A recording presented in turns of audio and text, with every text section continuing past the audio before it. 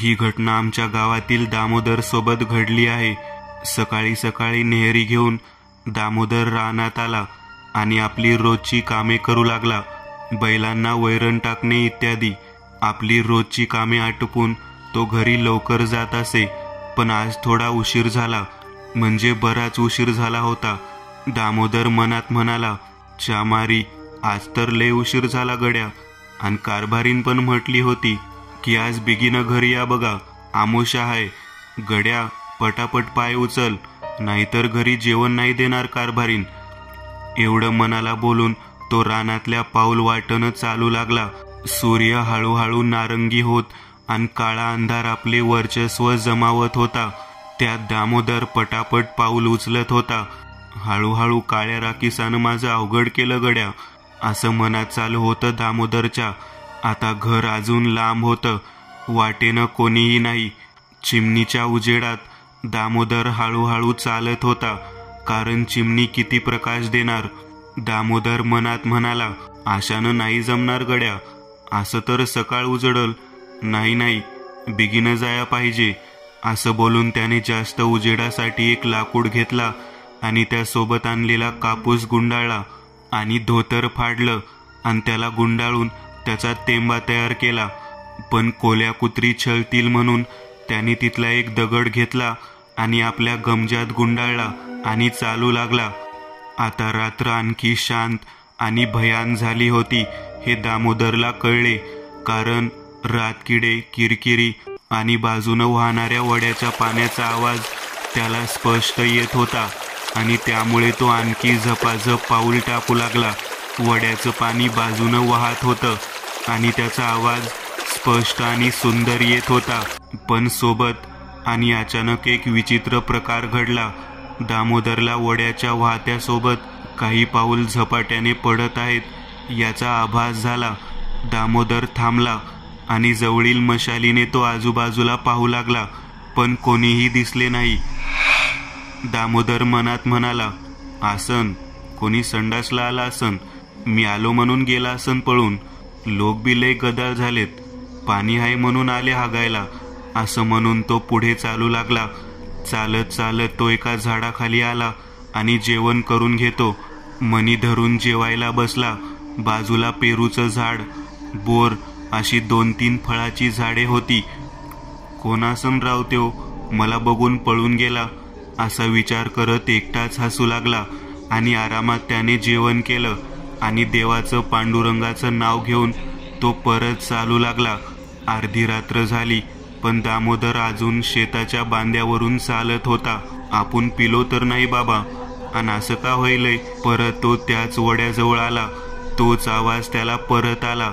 दामोदर मनात म्हणाला, जाऊ दे, आपल्याला बिगीनं घरी जायला हवं। असं मनी धरून तो झपाझप पाऊल टाकू लागला। रात्र अजून भयान आणि शांत होती। दामोदर चालत होता, तो चालत होता, पण त्याला त्यात सर्व गोष्टी परत परत दिसत होत्या। दामोदर मनात म्हणाला, मायला, मी फिरून तिथंच येतोय जिथून मी निघालो होतो। चकवा झाला गड्या। दामोदरचा संताप अनावर झाला। त्याने आपला दगड गुंडाळलेला गमजा हातात घेतला आणि रांगड्या आवाजात, कोण आहे र तिकडं? येऊ का जरा? लय माज आला आहे काय? ही चेष्टा करायची वेळ आहे का? अर, कोणी बोलत का नाही? पण काहीच प्रतिसाद आला नाही।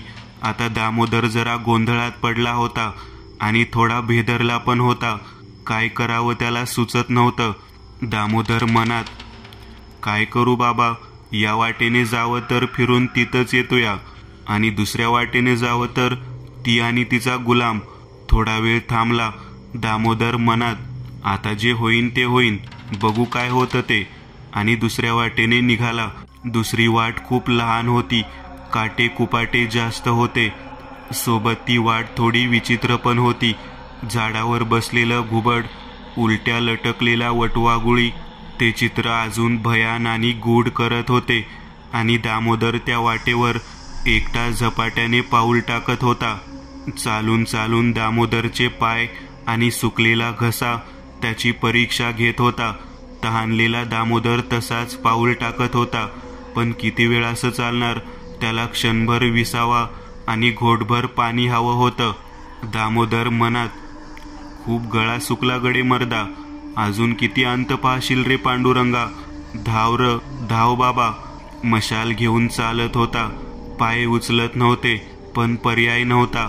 थोडा वेळ चालून त्याला मशालीच्या उजेडात एक झोपडी दिसली आणि त्याच्या जीवात जीव आला. दामोदर मनात, देवा परमेश्वरा, तुलाच काळजी रे. आता थोडा वेळ विसावा घेतो आणि पोटभर पाणी पितो. आणि झोपडी जवळ आला आणि दार ठोठावलं. दामोदर म्हणाला, कोण आहे का घरात? दरवाजा उघडा माऊली, मदत करा थोडी, देव तुमचं भलं करीन. आणि थोड्या वेळाने दरवाजा उघडला आणि दामोदरने आनंदाचा श्वास भरला. आणि त्या झोपडीतनं एक म्हातारी बाहेर आली. म्हातारी म्हणाली, काय र बाबा, एवढ्या रातीचं इकडं कुठं फिरतोयास आणि कामून माझी झोप मोड केली आहेस? दामोदर म्हणाला, अगं म्हातारे, घरी चालूया, पण वाटत जरा भटकलो होतो. चालून चालून पाय लय दुखतंय बघ, आणि तहान पण लय लागली या, जरा घोटभर पाणी दे बघ. म्हातारी म्हणाली, अरे लेका, थांब आणते पाणी बाबा. ती आत गेली आणि पाणी आणलं. दामोदरनी ते पाणी बसून आरामात पिले. अजून काही आणू का रे बाबा? दामोदर म्हणाला, नको गा आज्जे, पाणीच बस. आता थोडं बसतो आणि निघतो. म्हातारी म्हणाली, बरं बरं, बस आणि थांब, मी भात टाकते, थोडं खाऊन जा बाबा. आणि घरात गेली, चूल पेटवली आणि भात शिजू घातला. आणि तिकडे दामोदरचा पण डोळा लागला. तो एवढा दमून आला होता की बसला की तिथेच झोपी गेला. थोड्या वेळाने दामोदरला जाग आली. झोपडीतून कसला तरी वास आणि धूर येत होता. त्याने नुसती झोपडीमध्ये नजर फिरवली आणि त्याच्या काळजाचा ठोका चुकला. ती म्हातारी तिचे दोन्ही पाय जळत्या चुलीत घालून बसली होती. तिचे तोंड एकदम विचित्र आणि भयानक दिसत होते, कारण ती म्हातारी तीच रक्तपिशाचिनी होती जी अमावास्या आल्यावर बळी घेते. दामोदर आता पुरता घाबरला होता. त्याच्या अंगाला घाम फुटला. त्याला सगळे कळून चुकले की सुरुवातीचा चकवा, हे सगळं तिने मला बोलवून घेण्यासाठी सापळा रचला होता आणि आता ती माझा बळी घेणार.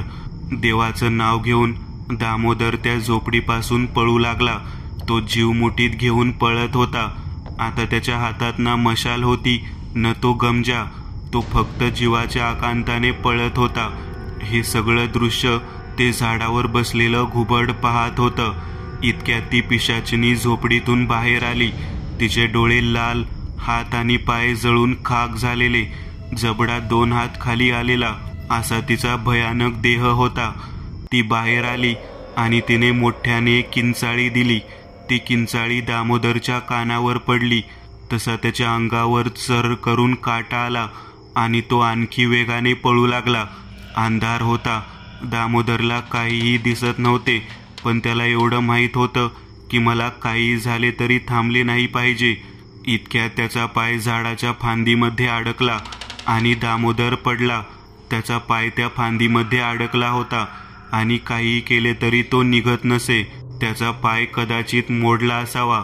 तितक्यात त्याला कसला तरी आवाज आला, पाऊलांचा. हे तेच पाऊल होते ते दामोदरने पहिल्या वाटेवर ऐकले होते, पण ते आता दामोदरच्या जवळ येत होते. जवळ, खूप जवळ. तसेच दामोदर त्याची पूर्ण शक्ती एकवटून त्याचा पाय बाहेर काढला आणि समोर बघतोय तर काय, एक 7 फुटापेक्षा उंच दानव त्याच्या समोर उभा होता. दामोदरला समजले की हा तोच तिचा गुलाम आहे जो तिच्यासाठी बळी आणतो आणि त्यांना ठार मारून त्यांच्या रक्ताने तिचे जळते पाय आणि हात धुतो. तेवढ्यात ती पिशाचिनी पण त्या ठिकाणी आली आणि दामोदरकडे पाहू लागली.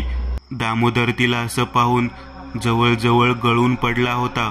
तिने एकदा किंचाळी दिली आणि त्या दानवाला आदेश दिला की एका क्षणात त्याने आपल्या लांब आणि भयानक सुळ्यांनी दामोदरचं मुंडकं त्याच्या धडापासून वेगळं केलं. त्या रक्ताने त्याने तिचे पाय आणि हात धुतले. हा प्रकार त्या ठिकाणी सारखं घडत असे. दामोदर जवळजवळ त्याच्या गावच्या येशीवरच पोहोचला होता. इतक्यात त्या पिशाचिनीने त्याचा जीवनाचा प्रवास अखेरचा समाप्त केला. ही पिशाचिनी त्या गावच्या बाहेर खूप वर्ष झाले तेव्हापासून होती, पण जेव्हा गावकऱ्यांना ही गोष्ट माहीत झाली की ती त्या टेकडीवर असते, तेव्हापासून कोणीही रात्री त्या दिशेने जात नसायचे. अगदी दामोदरलाही सर्व माहीत होते, पण डोळ्याने बघणे, स्वतः अनुभव घेणे ही खूप वेगळी गोष्ट आहे. पण दामोदरला आणि गावातल्या लोकांना हे माहीत नव्हतं की ती सापळा रचून तिची भूक भागवते. पहिलं चकवा आणि नंतर जाऊ द्या, आता काही उपयोग नाही. सकाळी दामोदरच्या घरच्यांना त्याचे धड गावच्या येशीवर दिसले, तसे त्याच्या घरात आणि गावात शोककळा पसरली आणि सोबत आता ती गावच्या येशीवर आली आहे हे सुद्धा त्याला कळले. आणि पुढेही असाच प्रकार चालू राहिला. ती गावात आली होती कारण तिची भूक कशी पूर्ण होणार, होतीच ती रक्तपिशाचिनी.